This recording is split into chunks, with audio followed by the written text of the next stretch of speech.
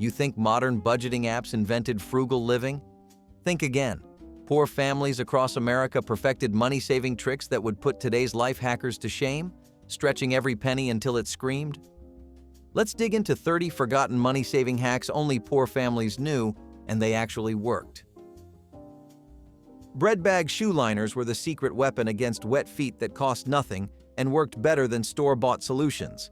When rain or snow threatened to soak through worn shoes, mothers would slip plastic bread bags over children's socks before putting their feet into shoes.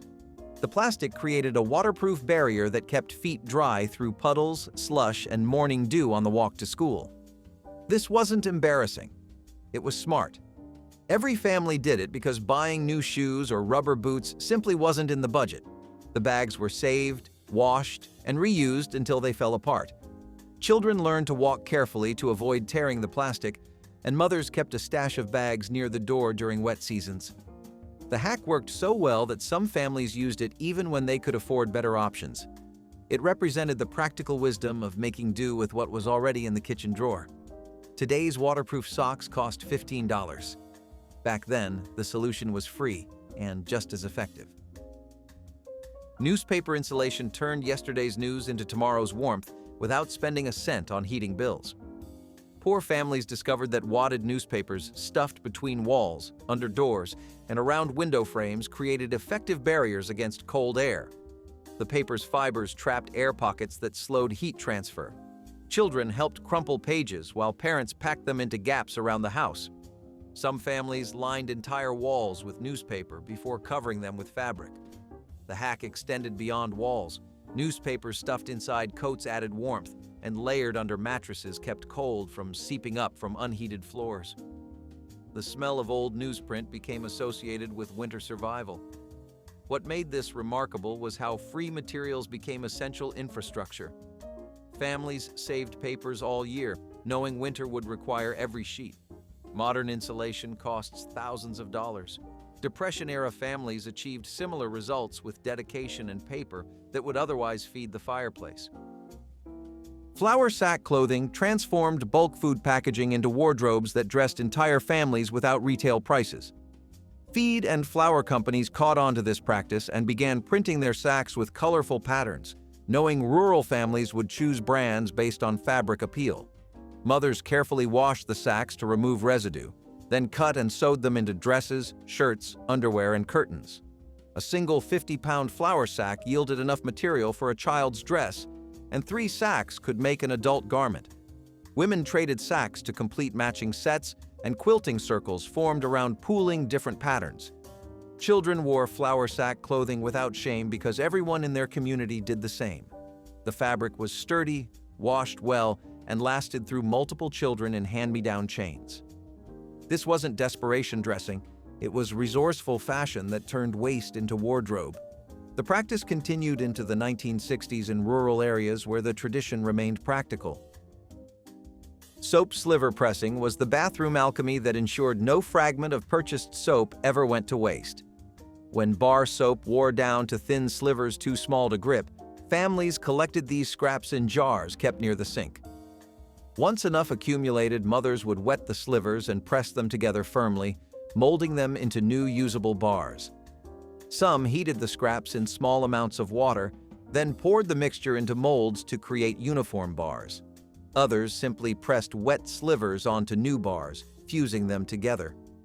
Children learned this practice young, understanding that throwing away even the smallest soap piece meant wasting precious money. The recycled bars worked just as well as new ones, lathering and cleaning without any difference. This hack represented the fundamental philosophy of waste, nothing that governed poor households. A single purchased bar could effectively become 2 or 3 through careful sliver collection. The practice saved pennies that accumulated into dollars over months of bathroom thrift. Coffee grounds, reusing stretched morning routines across multiple days. When buying fresh grounds meant choosing between coffee and other necessities, families would brew their grounds twice, sometimes 3 times, accepting progressively weaker cups rather than waste any potential flavor. The first brew was reserved for working adults who needed strength for labor. The second brew went to older children or was mixed with chicory to maintain body. Used grounds found second lives beyond the pot, spread in gardens as fertilizer, used to scrub greasy pans, or scattered to deter pests from doorways. Some families dried and stored used grounds, mixing them half and half with fresh grounds to double their supply. The weaker coffee became normal, and children grew up not knowing any different. This wasn't about taste preferences, it was about mathematics. One can of coffee lasting 3 weeks instead of one meant money for other essentials. The grounds never went to trash until every possible use had been extracted. Darning socks was the evening ritual that kept families walking on repaired fabric rather than spending on replacements. When holes appeared in heels or toes, mothers and grandmothers would stretch the sock over a wooden darning egg or light bulb, then weave thread back and forth across the gap until new fabric formed. The technique required patience and skill, creating patches that could outlast the original material when done properly. Children sat and watched, learning the over-under pattern that would serve them throughout their lives. A single pair of socks might accumulate multiple darning patches over years of wear, becoming more repair than original fabric. The practice wasn't limited to socks. Sweaters, gloves, and any knitted item received the same careful attention. Darning thread cost pennies while new socks cost dollars, making the math undeniable. Families kept darning supplies in sewing baskets passed through generations. The skill represented self-sufficiency and the refusal to let clothing die before its time. Bacon grease saving transformed breakfast byproduct into cooking gold that flavored meals for weeks after the bacon itself was gone. Every family kept a tin or jar near the stove, pouring off rendered fat after frying bacon and storing it at room temperature or in the icebox. The grease became the foundation for countless dishes: frying eggs, seasoning beans, greasing biscuit pans, sautéing vegetables, and adding richness to gravies. Nothing else provided the same smoky depth that made simple foods taste satisfying. The practice continued year-round, with containers cycling through use as older grease was used and fresh grease added. Families measured wealth partly by how full their grease jar stayed. During lean times, when bacon itself was rare, the stored grease stretched that single luxury across many meals. Children grew up assuming every kitchen had a grease container because every kitchen they knew did. The fat preserved well, rarely spoiling, and required no special storage beyond keeping it covered. Homemade laundry soap production turned kitchen chemistry into household savings that eliminated one recurring expense entirely.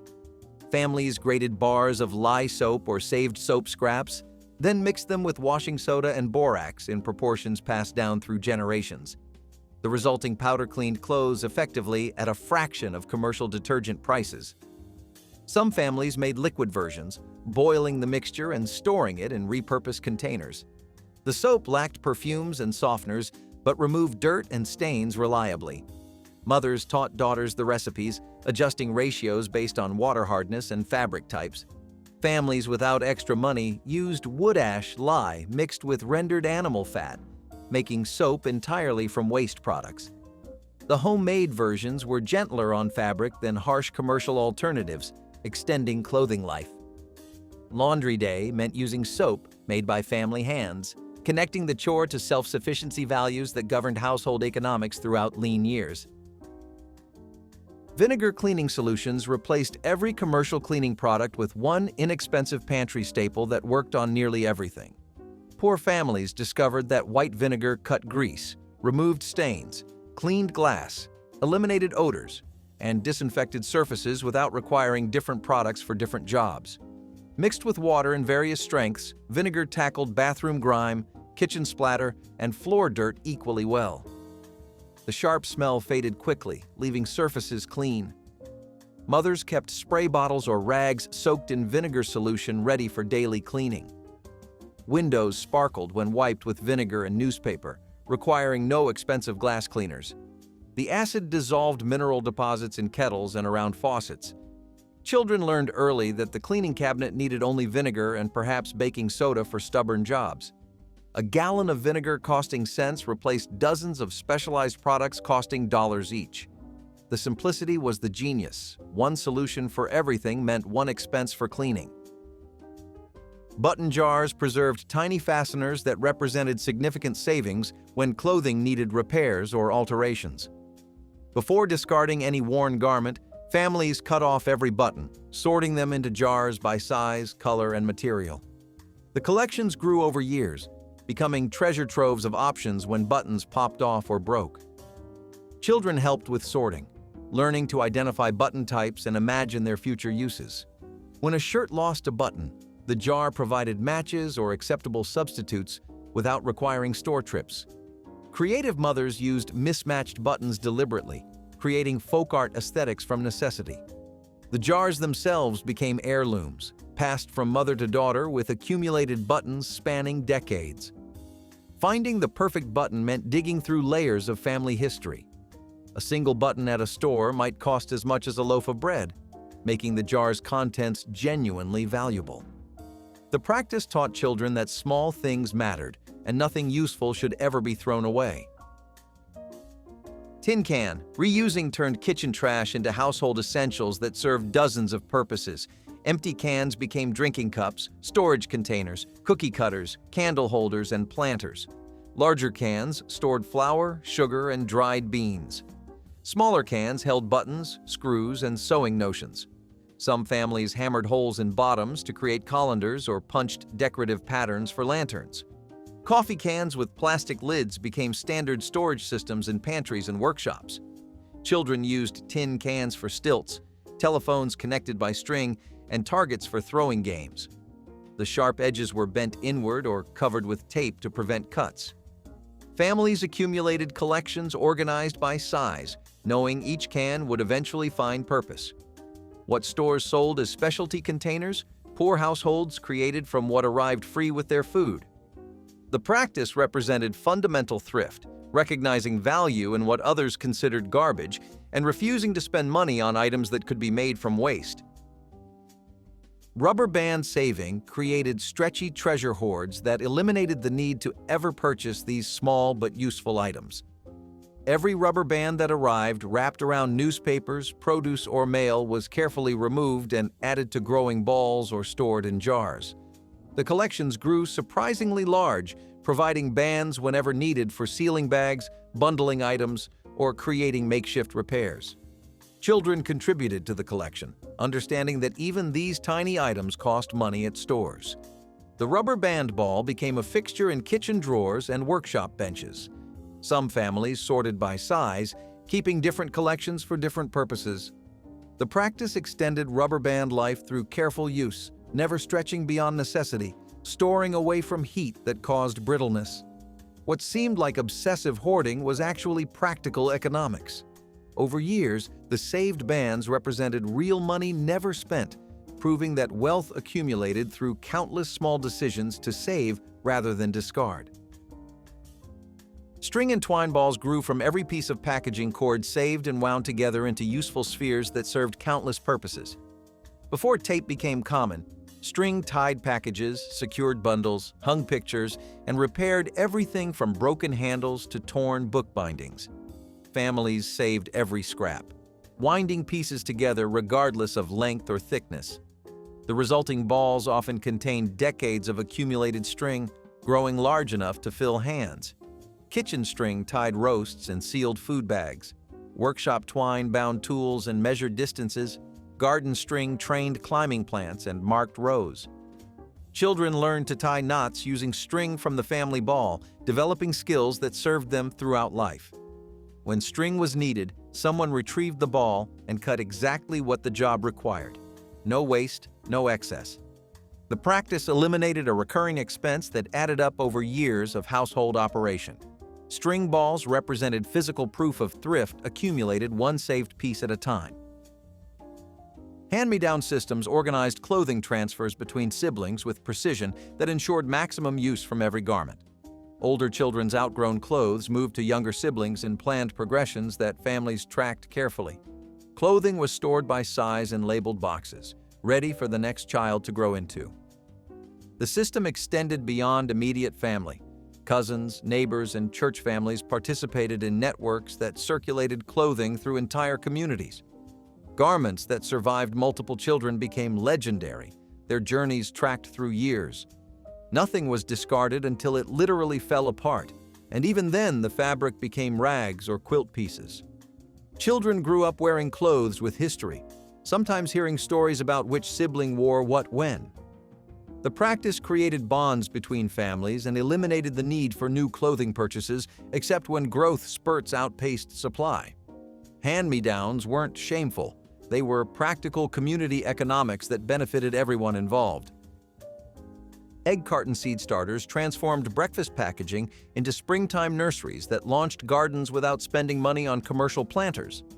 Each cup in a cardboard egg carton became a perfect container for starting seeds indoors before transplanting season.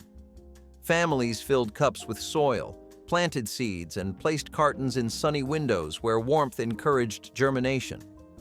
The cardboard retained moisture while allowing drainage, and when seedlings grew strong, entire cups could be planted directly in ground where they decomposed naturally.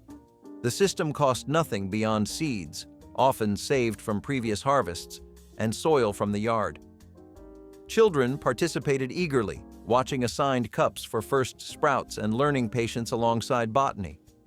The practice extended growing seasons and gave families head starts on vegetables that would feed them through summer.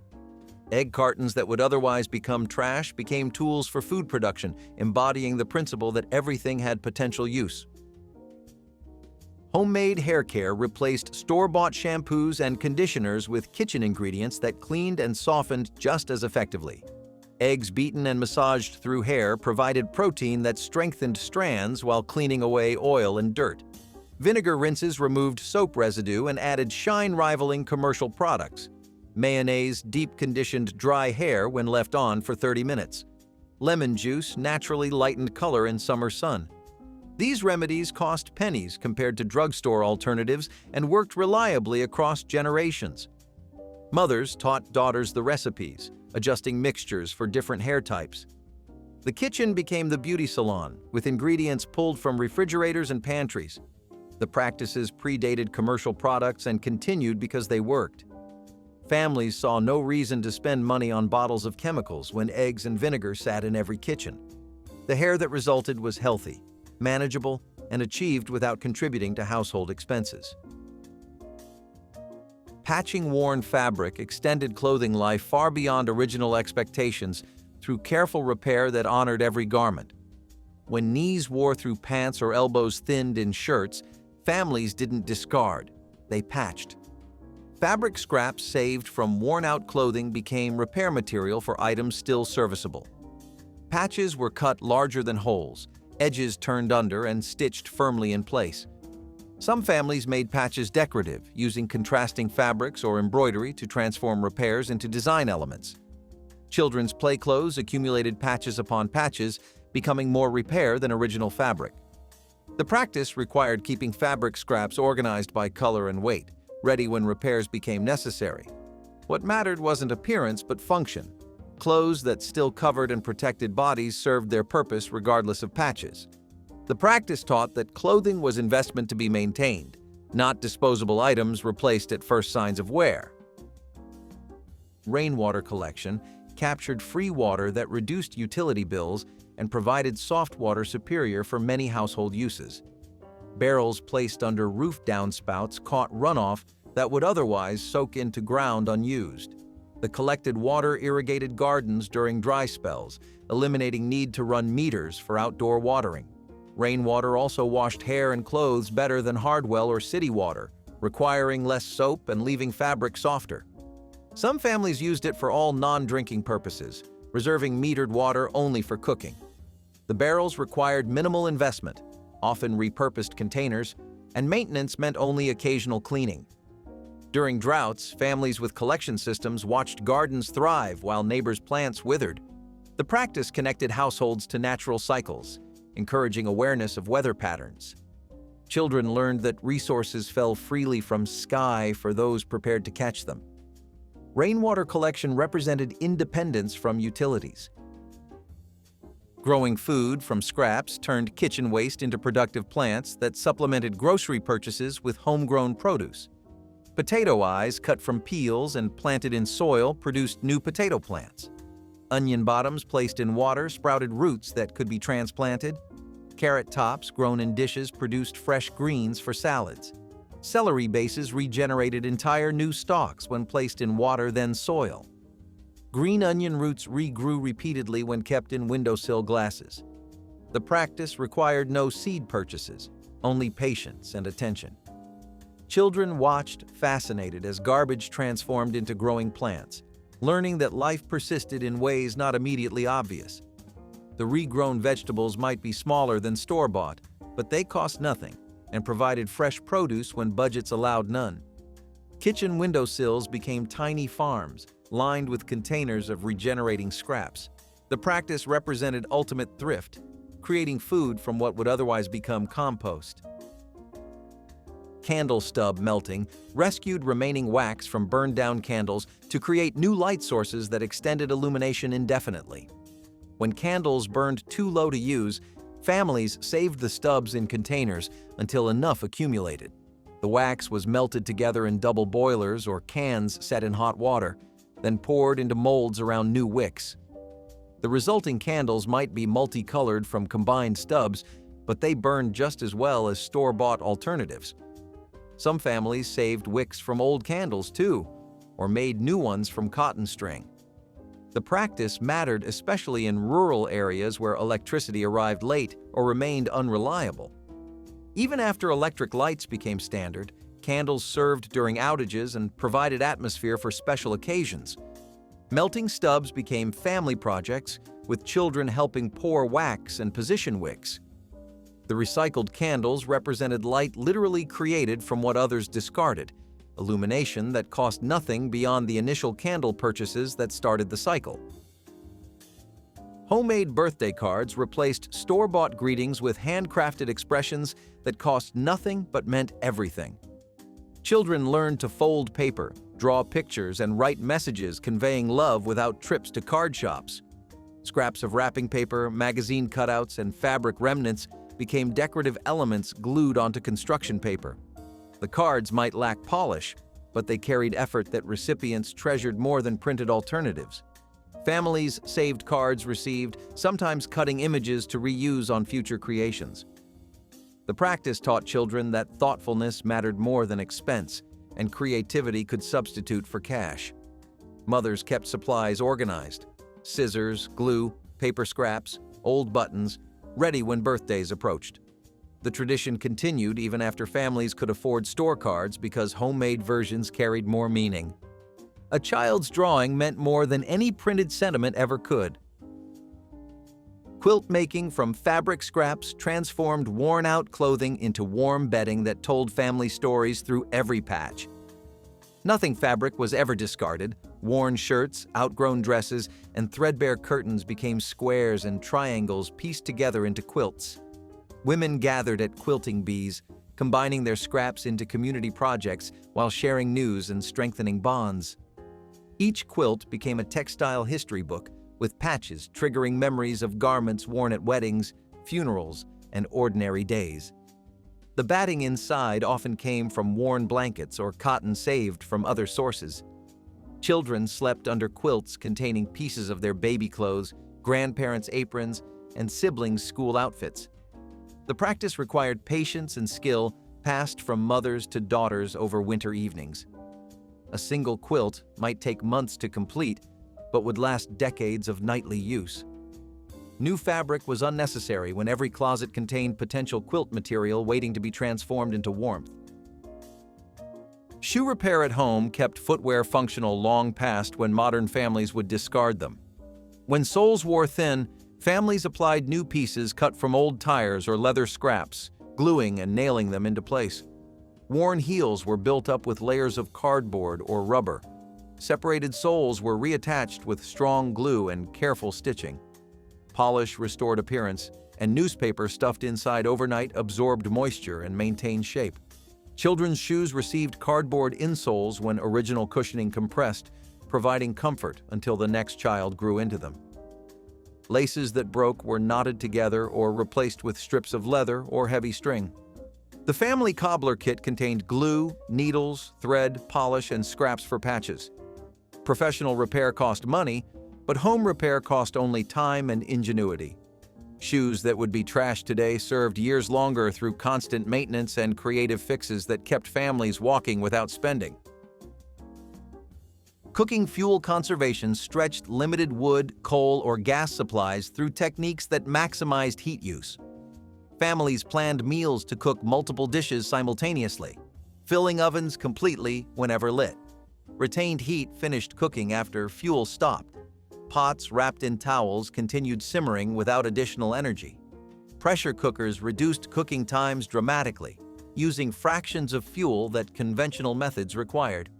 Hay boxes, insulated containers where hot pots sat covered, completed cooking through retained heat alone. Families ate more cold meals in summer, reserving fuel for heating seasons. Children gathered kindling daily, understanding fuel represented precious money or exhausting labor. Efficient stoves replaced wasteful models when possible, and dampers were adjusted constantly to balance heat and consumption. The practice taught awareness of energy costs that modern abundant utilities have erased. Every flame represented resources that wasting meant wasting family security. Homemade toys filled childhoods with play that cost parents nothing beyond imagination and available materials. Corncob dolls dressed in fabric scraps became beloved companions. Wooden spools strung together created pull toys that toddlers dragged across floors. Tin cans became drums, stilts, and telephones. Stick horses galloped through yards. Button spinners on string loops whirred hypnotically. Rag balls bounced well enough for endless games. Cardboard boxes transformed into forts, cars, and houses. Clothespin people populated miniature worlds. The toys lacked polish, but enabled creativity that manufactured toys often stifled. Children valued these creations because they participated in making them, understanding that entertainment didn't require store purchases. Parents recognized that imagination mattered more than plastic, and that children needed objects to manipulate more than objects to watch. Homemade toys represented love made tangible, time parents spent creating rather than money they spent buying. Home canning preserved summer abundance for winter tables when fresh produce was unavailable. Families maintained glass jars, lids, and rings used season after season. Gardens produced more than could be eaten fresh, and canning transformed surplus into provisions. Tomatoes became sauce, beans and peas filled jars, fruits became jams. The kitchen became a factory during harvest, with pots boiling and jars cooling. Children helped wash produce and carry products to cellar shelves. A well-stocked cellar meant winter wouldn't bring want. Families counted jars like savings accounts. The practice required knowledge passed through generations, processing times, sealing, techniques preventing spoilage. Bartering and trading replaced cash when money was scarce but skills remained plentiful. Families exchanged labor, produce, and handmade items without currency. Eggs traded for bread. Babysitting exchanged for vegetables. Haircuts traded for repairs. The practice built community while stretching limited cash. Children learned value existed beyond money. Skills created wealth even when accounts sat empty. Churches facilitated exchanges where needs met abilities. The practice required trust. Taking advantage destroyed relationships. Communities with strong bartering survived depressions, while isolated families struggled. Economy meant more than money alone. Meal stretching with fillers turned small amounts of expensive ingredients into dishes feeding large families. Breadcrumbs extended meatloaf, making 1 pound feed 8. Oatmeal bulked up ground beef. Rice and beans created complete protein without meat costs. Potatoes appeared at every meal. Gravy stretched meat flavor across plates. Soups started with bones, then filled with vegetables until thin liquid became stew. The practice required understanding which combinations provided complete meals cheaply. Mothers calculated portions mentally, knowing exactly how far ingredients could stretch. Children ate filling meals without realizing how little expensive food they contained. Gift wrap reusing saved paper, ribbons, and bows from received presents for future occasions. Children learned to open gifts carefully, preserving wrapping for mothers to smooth and store. Ribbon was wound onto cardboard. Bows were stored for future packages. The practice meant never buying wrapping while still presenting beautiful gifts. Tissue paper was refolded multiple times. Gift bags circulated for years. Brown paper bags became wrapping when decorated. Newspaper comics wrapped children's gifts colorfully. The practice taught that presentation didn't require expense. Saving wrap was practical. Teaching children frugality ensured money-saving wisdom passed to generations facing their own hard times. Parents explained every saving choice, transforming daily life into education. Children participated in household economy, understanding why lights were turned off, why waste was forbidden. They learned to find value in discarded items. Lessons came through example. Children watched parents practice what they preached. Chores taught that labor had value. The education prepared children for economic challenges, carrying forward knowledge that prosperity obscures. These lessons represented the ultimate hack, ensuring wisdom survived beyond the generation that learned it. Cowpea stew is another example of how black-eyed peas are a cultural pillar of many communities, especially the American South. It was such a common thing to see in family cookbooks, community cookbooks, and even the government pushed for people to start using more of this. Cowpea stew would typically just look like the black-eyed peas and a little bit of fat just for flavor. People used vegetables such as onions and garlic, carrots or potatoes, and then herbs like parsley and thyme. Dried black-eyed peas were also something that was not only available in bulk, but was also something that was really commonly grown throughout the South. Lots of places that had farming land or had traditions of growing their own food were living marginally better during the Depression because of how they were used to treating food the way people were starting to. Conservatively, with intention and planning, cowpea stew was actually a special dish because it was one of the few things that didn't feel like you were stretching it. Lots of the stuff on here, like potato peel soups and lard with toast, that kind of stuff really was tiring for people to eat all the time. Cowpea stew wasn't just affordable and accessible, it was delicious and healthy, which made it a real star during this entire decade. Baking powder is a kitchen essential, but what many people don't realize is that it's just two ingredients: baking soda and cream of tartar. Instead of buying pre-mixed versions, making it at home takes seconds and eliminates unnecessary fillers like cornstarch or aluminum-based additives found in some store-bought brands. It's one of the simplest ways to replace a pantry staple while saving money. Maximizing ingredients means knowing their hidden potential. Baking soda on its own is a powerful leavening agent, but it needs an acid to activate.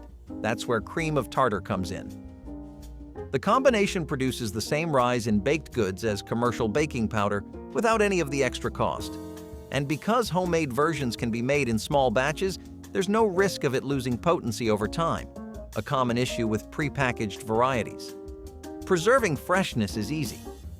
A quick mix of 2 parts cream of tartar to 1 part baking soda creates a perfectly balanced homemade baking powder. Stored in an airtight container, it stays effective for months. Creative cooking techniques often come down to understanding the basics. A fluffy biscuit, a perfectly risen cake. These don't require expensive store-bought powders. Just a little chemistry, a well-stocked pantry, and the knowledge that homemade is often the better choice. One-crust vegetable pie was a budget-saving marvel hiding in plain sight. In the pages of countless Depression-era and wartime cookbooks, you'd find this clever suggestion: skip the top crust. Why? Because flour, lard, and butter were rationed, and a double crust was considered an unnecessary luxury. Instead, home cooks would pour a simple vegetable filling, often made from onions, carrots, potatoes, or cabbage, into a single pie shell and bake it until golden. These pies weren't flashy, but they were hearty, reliable, and warm. The single crust cut costs in half while still delivering the texture and comfort people craved. Occasionally, if a family had a little meat on hand, they'd chop it finely and mix it into the filling to boost the flavor and stretch it further. Cheese, if available, might go on top. But most often, it was just vegetables, a thickened sauce, and that humble base of baked dough. It was more than enough. The one-crust pie reflected the kind of frugality that didn't feel like deprivation. It felt like smart, resourceful living. For people managing rations and rising prices, it offered something surprisingly rich, the feeling that dinner was still something to look forward to. When you think of popcorn, the Dust Bowl era is probably the last thing that comes to mind. Popcorn is the comfort food of the movie theaters, but believe it or not, they were still all the rage back in the 30s when options were limited. During the Dust Bowl, these crunchy snacks took on a whole new role. Yes, they paired popcorn with milk back then, and it became the combo of our dreams. When milk was available, it was poured over freshly popped popcorn to turn the snack into a whole meal. Milk was scarce, so it wasn't always available, but when it was, this meal was everyone's go-to. Popcorn was a cheap and easily accessible grain, and milk, if you were lucky enough to have some, added a bit of protein and calcium. It might not be your first choice for a fancy dinner, but it was a clever way to make do with what was available. Oatmeal went out the window, and cornmeal came in, especially as the base of dishes like Johnny cakes, which were the cravings of everyone. They were made from fried cornmeal gruel, hot water, salt, or sweetened milk if it was available. People used a specific kind of pan to make these too, and it was known as a spider pan. Essential to the Johnny cake experience was keeping a very watchful eye on them to ensure the crisp did not burn, as well keeping a constant supply of bacon fat. That was another thing that got popular as people would store the fat from strips of bacon up and use it in dishes like this. In half an hour, you had a pretty decent lunch made with some pretty bare-bones ingredients. What's for dinner? Oh, just a small something that came in from the backyard. Yes, the tumbleweed casserole was a real dish during the Dust Bowl, which just goes to show you that when the going gets tough, the tough make casseroles out of tumbleweeds. Tumbleweeds, those rolling shrubs of the Wild West screen, are actually technically, or at least partially, edible. Not fancy for the tongue, but we are hungry to the bone. Let's give it a try, edible. The process began with the boiling of the tumbleweed leaves to reduce their coarse feel and also to reduce the bitterness of the leaves. Then they'd get layered with whatever ingredients were available, maybe some scraps of meat, potatoes, or canned goods if you were lucky. The result? A surprisingly substantial, earthy-flavored casserole that was as much about sustenance as it was about taste. Tumbleweed is very fibrous and even has a few vitamins in it, so it wasn't the worst thing to eat when fresh greens were scarce. Moreover, tumbleweeds were free and easy to come by, nature's grocery store if you will. Though you'll never see it on the dinner table. Tumbleweed casserole represents Dust Bowl endurance. Would I eat it? Well, I'd need a serious pep talk and a lot of seasoning. But hey, if the tumbleweed can take the hot winds, then it should not be a problem on my plate. Homemade cracker crumbs were a quiet staple in every frugal kitchen. When flour was rationed or store-bought breadcrumbs ran out, cooks turned to saltines.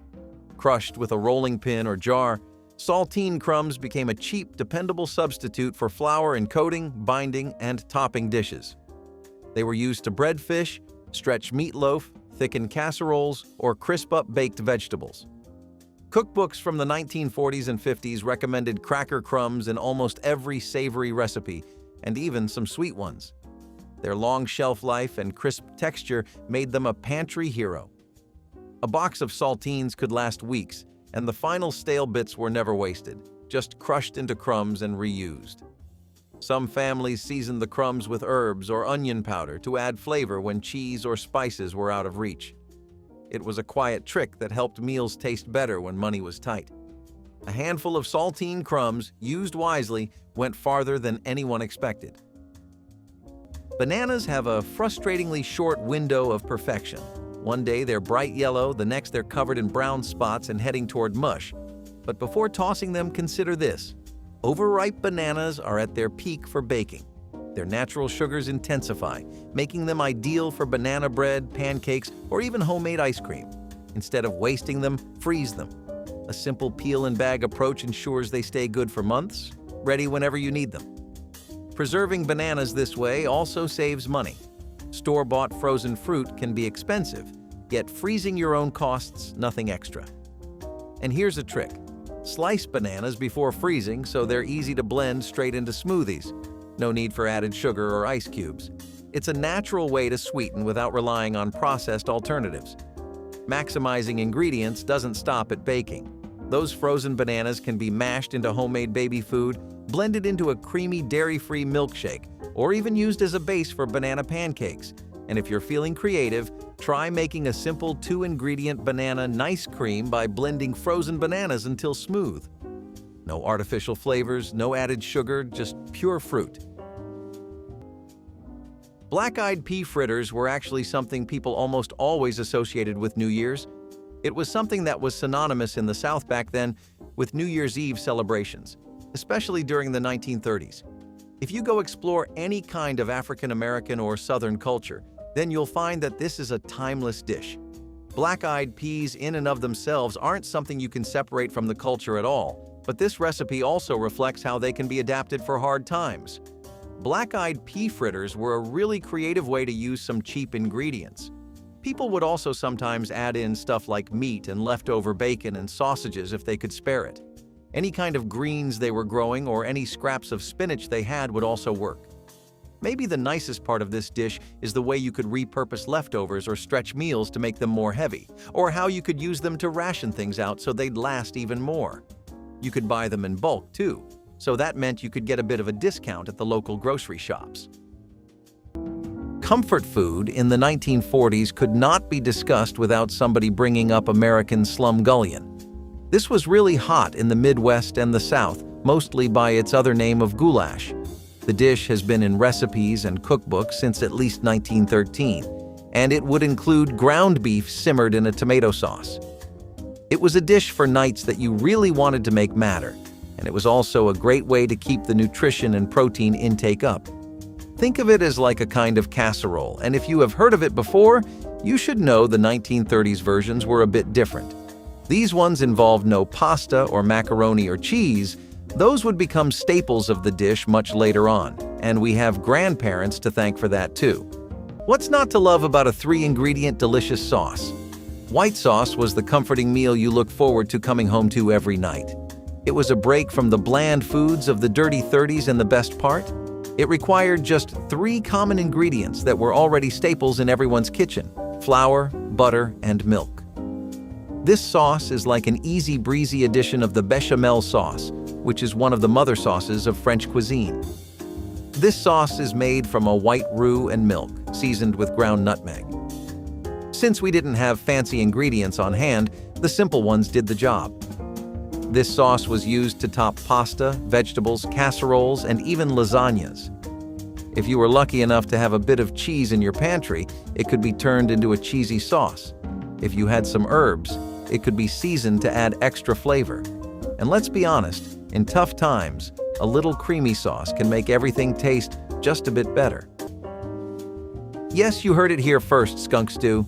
Even when the Dust Bowl left dinner plates empty, people were not the only ones who could not escape being eaten, not even skunks. Now, before you start gagging, let me explain.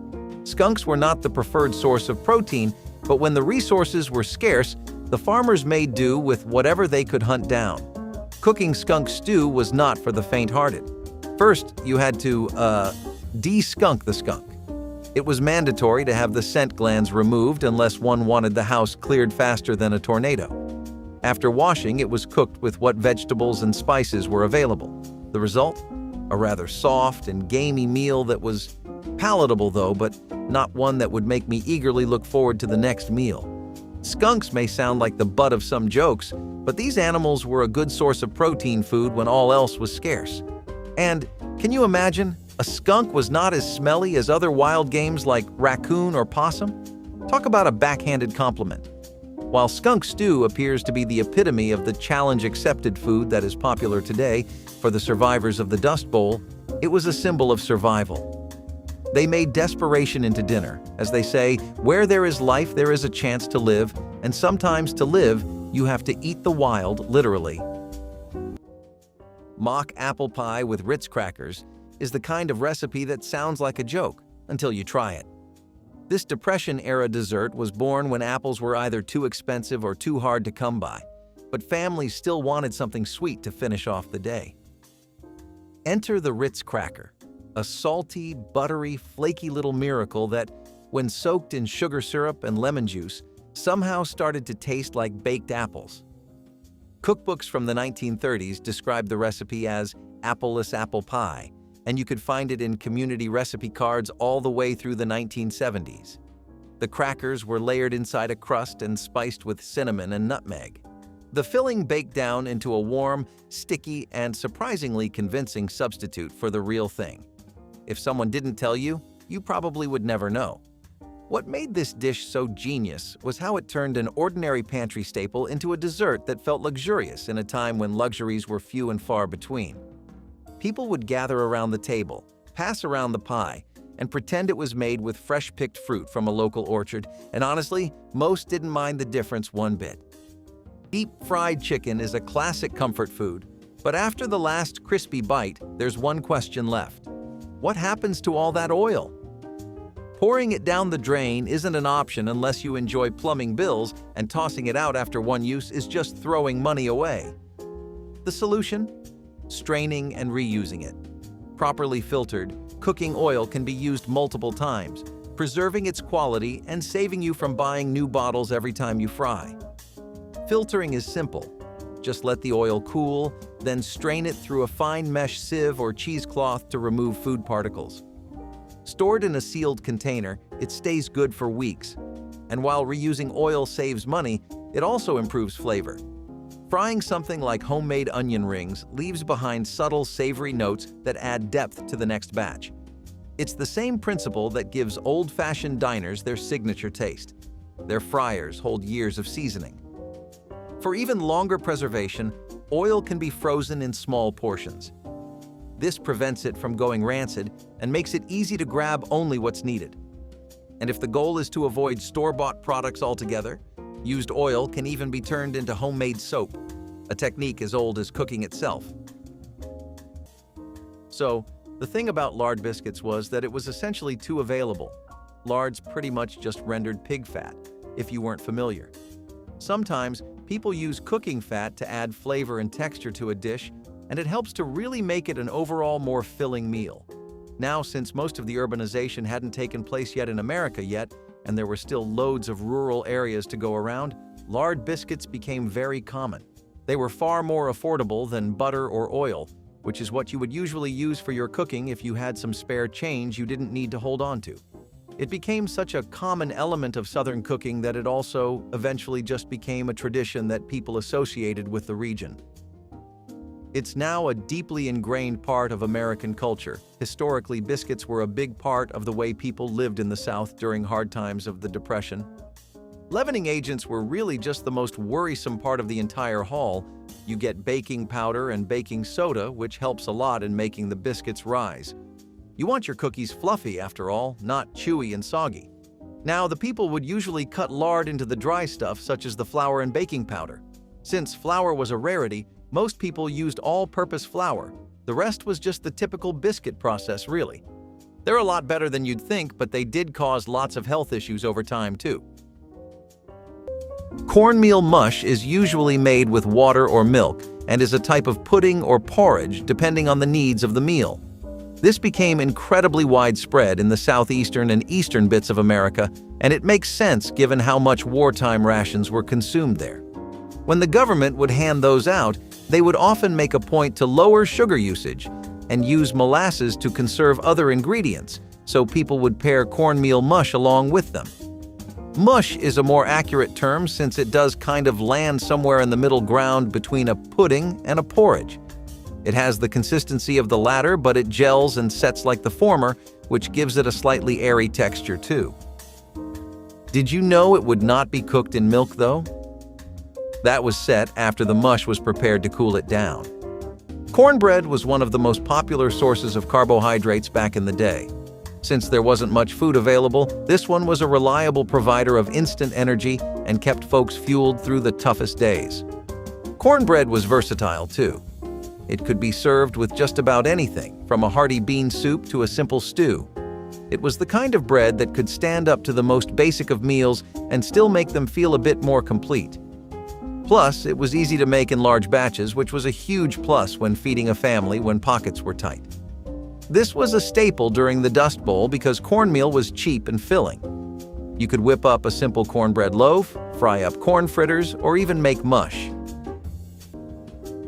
You might think that boiled animal hooves are something that only a survivalist would eat, and indeed, during the Dust Bowl, they were the only thing keeping some families going.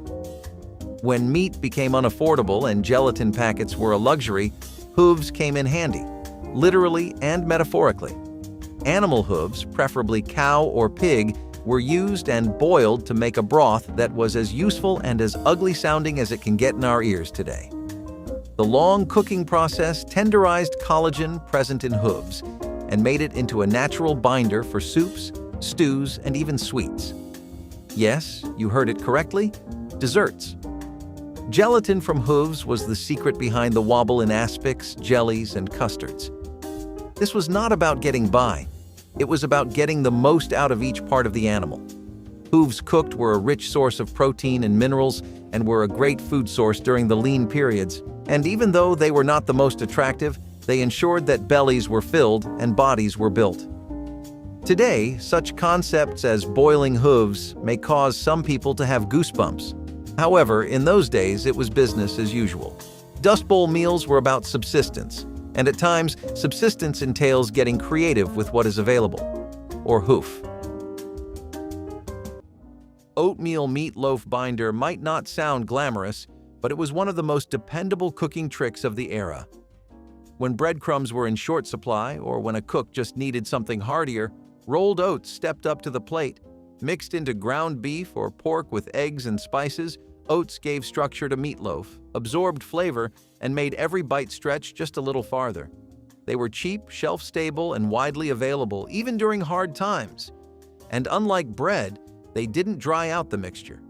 Instead, they kept everything moist while adding fiber and body. Depression-era and wartime cookbooks praised oatmeal not only for its price but for its versatility, showing up in main courses as often as in breakfast.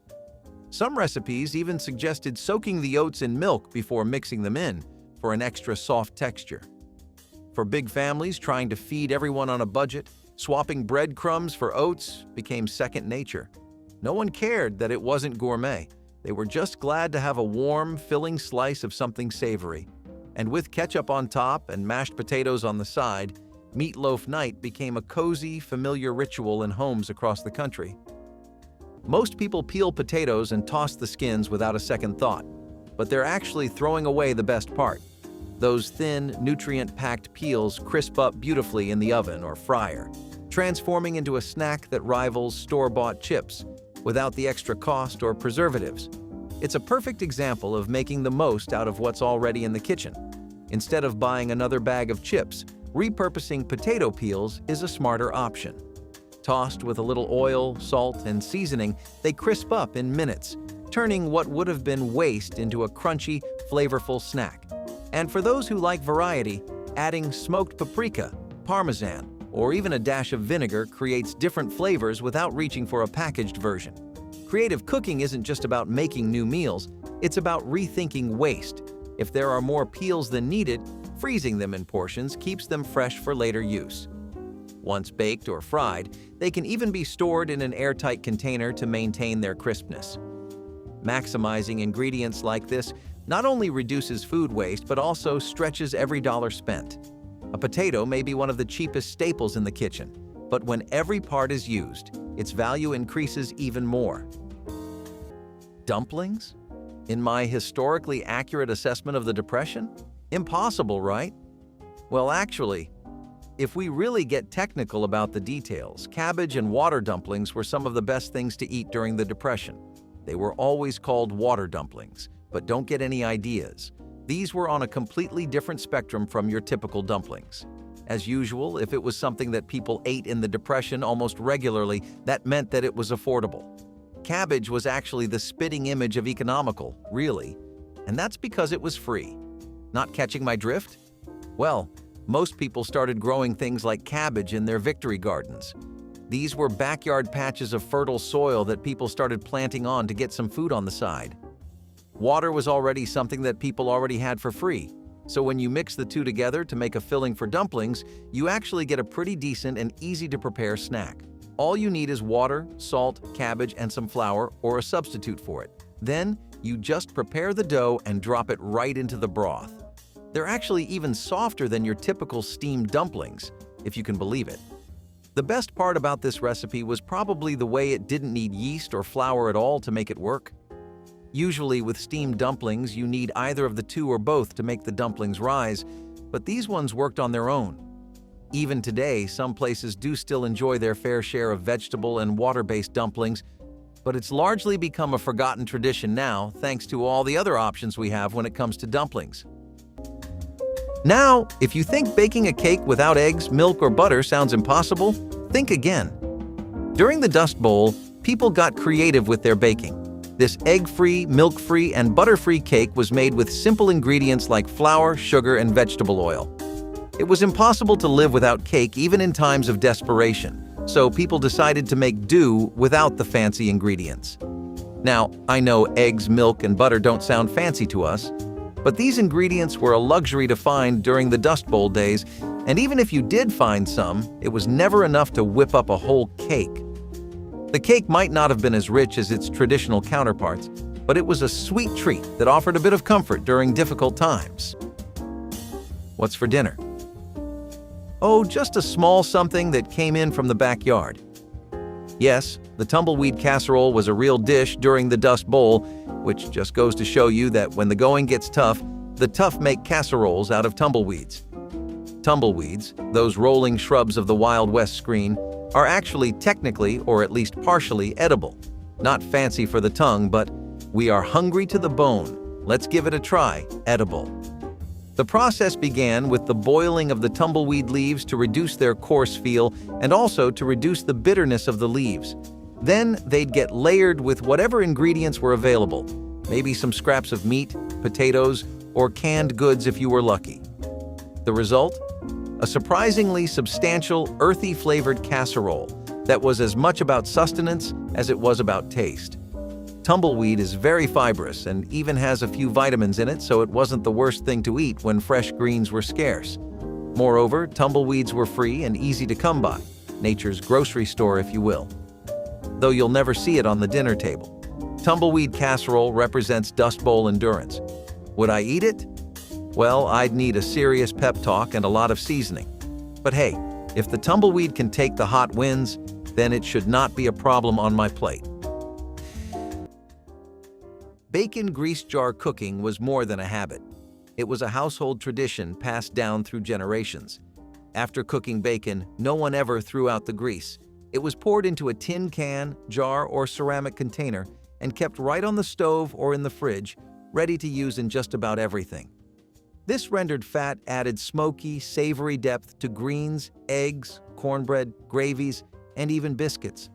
For families on a budget, it was a goldmine of flavor that cost nothing extra. Some cooks would use it to start soups and stews, others to fry potatoes or season beans. A little bacon fat could turn the most humble vegetable into a side dish worth remembering. Cookbooks from the 1940s and 50s often listed bacon drippings as a key ingredient, not just a substitution. And when butter or lard was hard to find during wartime rationing, bacon grease picked up the slack with ease. It was efficient, it was tasty, and it felt like a little act of defiance, taking a scrap and making something wonderful with it. Even today, some home kitchens still keep a jar on the back burner because good flavor never goes out of style. Cracking eggs for breakfast is routine, but what happens to the shells afterward? Most people toss them without a second thought, but these brittle leftovers are packed with potential. Eggshells are nearly pure calcium carbonate, the same compound found in limestone and chalk, making them a powerful, all-natural fertilizer for your garden. Crushed and worked into the soil, they slowly break down, enriching plants with essential nutrients and helping to neutralize acidity. It's a simple way to repurpose what would otherwise go to waste. But the usefulness of eggshells doesn't stop at gardening. Those sharp, gritty edges can do wonders for cleaning your garbage disposal. Toss a handful into the drain, run cold water, and let the blades grind them down. The texture helps remove built-up residue while deodorizing the sink, a natural cleaning method that costs nothing. And if you're thinking about store-bought plant food, reconsider. With eggshells, coffee grounds, and banana peels, You can make a homemade nutrient mix that rivals anything on the shelf. As for freezing, while eggshells themselves don't need preserving, the eggs inside them do. Every part of an ingredient can be useful. You just have to see beyond its usual purpose. Which forgotten money-saving hack would you bring back? Drop your family's best frugal secret in the comments. Hit like and subscribe for more lessons from the past.